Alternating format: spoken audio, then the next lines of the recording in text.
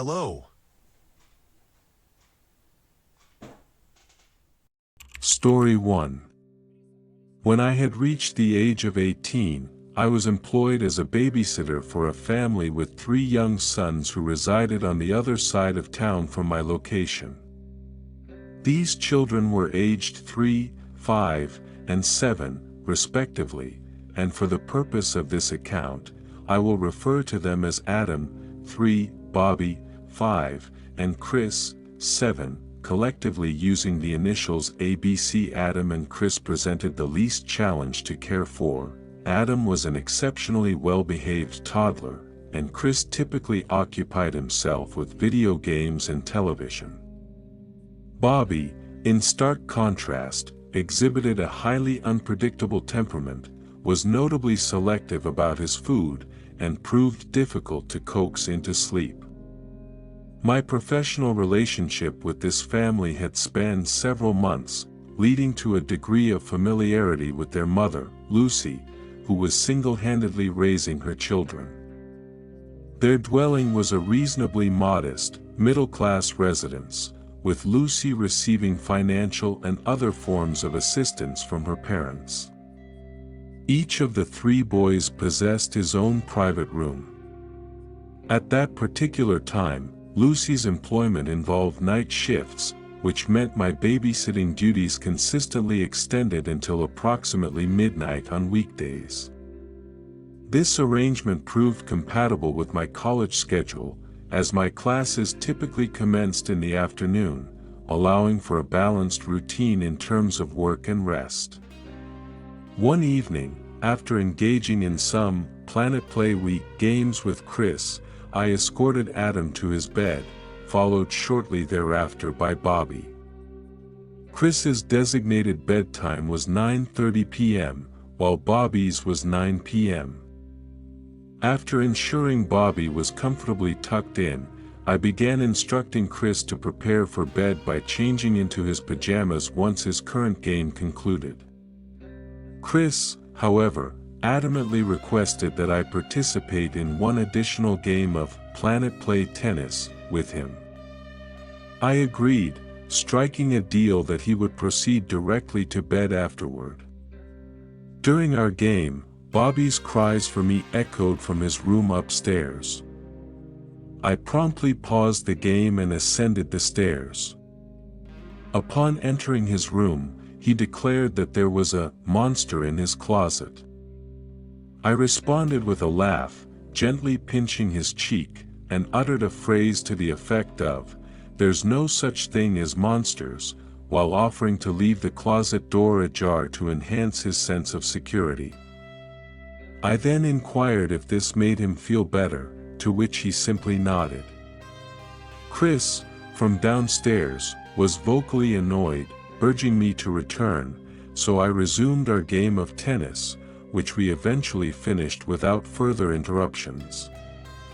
At this juncture, Chris headed upstairs to change into his pajamas and brush his teeth, leaving me alone in the kitchen, watching television. It was then that Bobby's distressed cries from upstairs resonated once more. I returned to his room, where I found him concealed beneath his blankets. He reiterated that there was a monster in the closet and insisted I heard it. My gaze fell upon the closet door, which was now fully closed. I scrutinized it for a considerable period before turning back to Bobby and questioning why he believed a monster was present. He explained, "I keep hearing it moving." I inquired if he wished for me to investigate, and he shook his head in refusal. Despite his protest, I advanced closer to the closet, prompting him to warn, "Don't."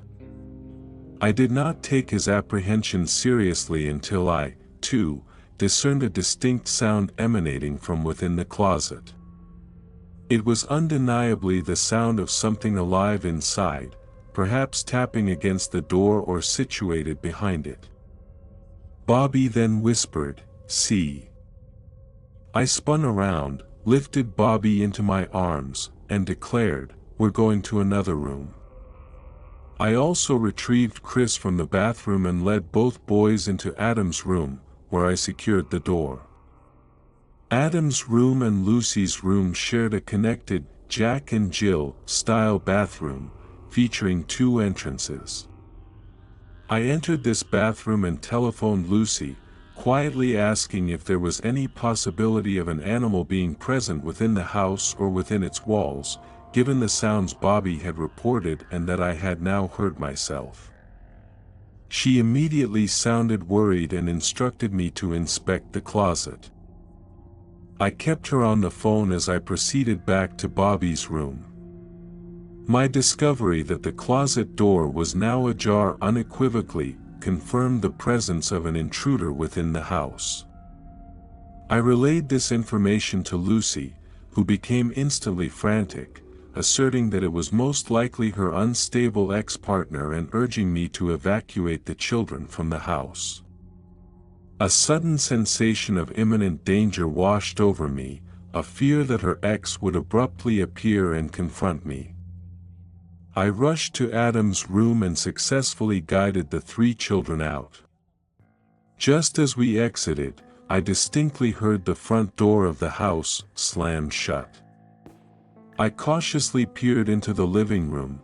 No one was visible, but the front door was firmly closed, suggesting the individual had made a hasty departure when the opportunity arose.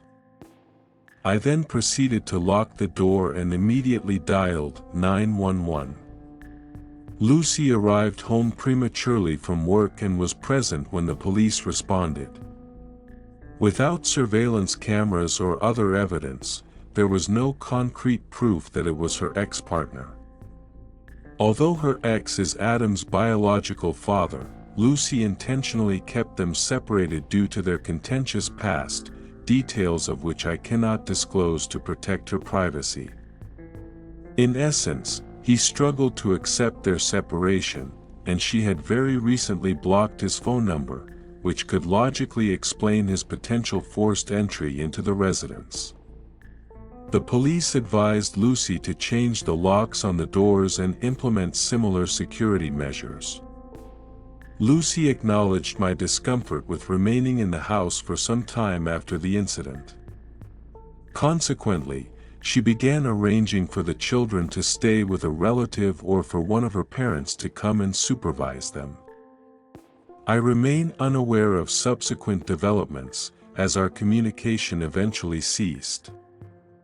I harbored some disapproval regarding her willingness to let me check the closet, particularly given her pre-existing suspicion that her ex-partner was involved.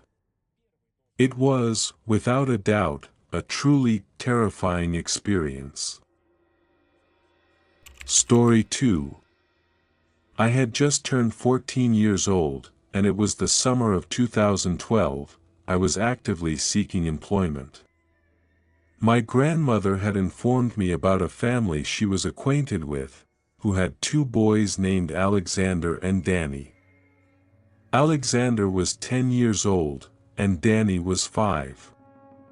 I was quite enthusiastic about securing a summer job and earning some additional spending money. I went to their residence with my grandmother to meet the family, and they seemed sufficiently welcoming. The 2 boys appeared easy to manage, exhibiting no signs of being childish or prone to whining. In fact, the boys and I quickly established a good rapport, playing with their toy trucks. I arranged a babysitting date with the parents, who fortunately had a dinner engagement the following evening.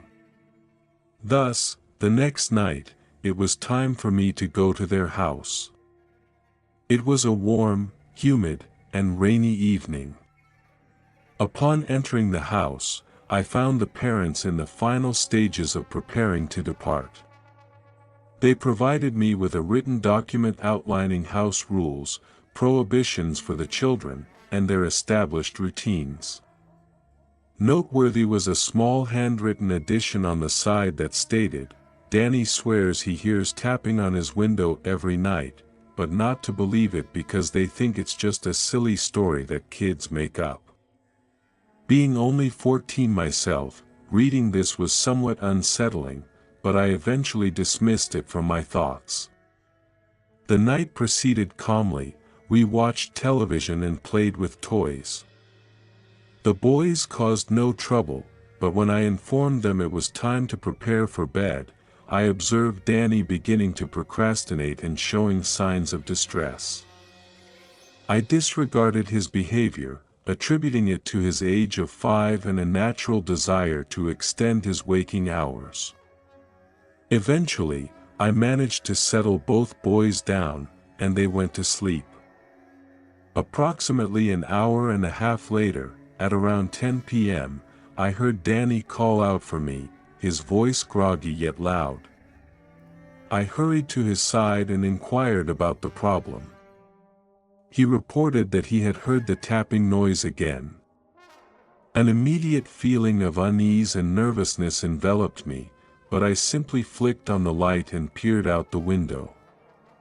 There was nothing discernible outside apart from the pervasive darkness and the solar-powered lights from the neighbor's driveway. I calmly assured Danny that the sound was likely just an insect, given that it was summer. He appeared to relax upon hearing this and lay back down. As I stepped out of the room to close his door, I distinctly heard a faint tapping noise against his window. Chills ran down my spine as I promptly switched the light on again and looked out the window. Once more, there was nothing visible. I continued to convince myself that it was merely bugs colliding with the window, yet a profound intuition urged me to take action. I reassured Danny not to worry as I opened the window and loudly declared, "This is private property. I'm going to call the authorities." Moments after my pronouncement, I heard a hurried, frantic scurrying sound moving into the dense forest located across the yard.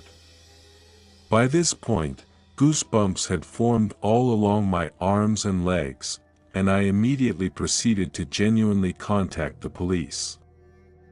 I then telephoned the parents right after, who were, thankfully, already en route home. The police officers who arrived did not appear at all surprised by my account. They revealed that they had been receiving similar reports in the vicinity for quite some time, concerning an unknown individual approaching people's windows at night, looking through them, and tapping on them. They stated they received calls reporting identical incidents almost every week. Danny's parents had simply never believed him, presumably dismissing his reports as typical childish stories or products of imagination, but it had turned out to be a very real and concerning situation. The authorities conducted a thorough search of the entire neighborhood but never located the person responsible. Following that night, I communicated to the family, in the most polite manner possible, that I no longer felt comfortable supervising their children. To this day, I continue to ponder what might have transpired had circumstances been different. For instance, if the window had, God forbid, been unlocked or open. Perhaps, sometimes, parents should not so readily dismiss what their young children recount as mere imagination. Story 3. This event occurred when I was 8 years old, and my younger sister was 6. It is a memory so profoundly scarring that I recall it with immense clarity even now as an adult, and it has remained with me throughout my life. Our parents engaged a one-time babysitter for a specific weekend when they would be absent on a couple's trip. This individual was a 16-year-old boy who had responded to an advertisement my mother had placed in the local public library. Coincidentally, he had attended the same high school as my parents, which I believe instilled in them a greater sense of security regarding his suitability. He was responsible for supervising us for 3 nights, commencing on Thursday and concluding on Sunday. His name was Nathan. I do not know his surname, but if I did, I would disclose it.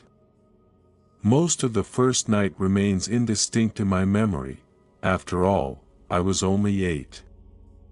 I recall little beyond playing Gadget and Glank on my quest station in the basement throughout the entire night, as I was completely engrossed in the game. The subsequent day, Friday, followed a similar pattern. I spent such an extensive period playing Gadget and Glank that Nathan apparently came downstairs to establish a rapport with me and offered to play together. He informed me that he also enjoyed the game, so we engaged in the multiplayer versus mode. From what I recollect, I genuinely had fun and began to develop a positive impression of Nathan. The following day, my friend Zachary visited, and we played soccer in the backyard. Nathan volunteered to officiate the game, joining us outside with my little sister. Fundamentally, from the perspective of my 8-year-old mind, he appeared to be a completely normal individual. Zachary departed not long after we had all consumed the pizza that Nathan had ordered, presumably using funds my parents had allocated for food that night. Before going to sleep, I was playing on my handheld Pocket Vision device in bed when Nathan entered and inquired if I wanted to play more video games. I am confident that I respectfully declined, stating that I was tired. He departed as expected, but this was not the end of the matter. As a child, I was consistently a heavy sleeper, a characteristic I no longer possess, but when I was 8, waking up in the middle of the night was an infrequent occurrence. Therefore, awakening in my completely dark room that night was an unquestionably peculiar event. I distinctly recall turning onto my side after hearing my door softly closing. I looked across the room toward the door, and as my eyes slowly adjusted to the profound darkness, I perceived someone standing in the corner of the room. Before I could fully comprehend what was transpiring, or utter a scream, or react in any way, I heard Nathan utter a quiet shoo and whisper, "It's me." I did not respond, but then he gradually drew nearer to my bed, pulled the covers off of me, and I unequivocally believe he was on the verge of getting into the bed himself before I screamed something along the lines of, "Stop." He immediately froze. I swiftly exited my bed and left the room. I proceeded to my little sister's room, retrieved a blanket from beneath her bed, and lay down on the floor, trembling and feeling profoundly bewildered and uncomfortable. Throughout the entirety of the following day, I did not encounter Nathan. I was aware of his presence within the house because he had provided breakfast for my little sister. However, I realized he was actively avoiding me now. I was unable to contact my parents directly as I did not know either of their cell phone numbers. It was an unusually long and unsettling day, during which I remained primarily in my room, playing games with my little sister. Nathan did not enter our room even once. That night, for obvious reasons, I found myself unable to sleep. I am uncertain how much time elapsed before I heard my door creak open once again. This time, I deliberately did not look up. I lay motionless until I heard the door close, followed by a few moments of silence. Afterward, I looked up toward the door, but he was not there. I switched on the lamp to confirm this. But even at 8 years old, I intuitively knew he was once again prowling around. I felt a strong urge to sleep in my sister's room, convinced in my mind that I needed to protect her.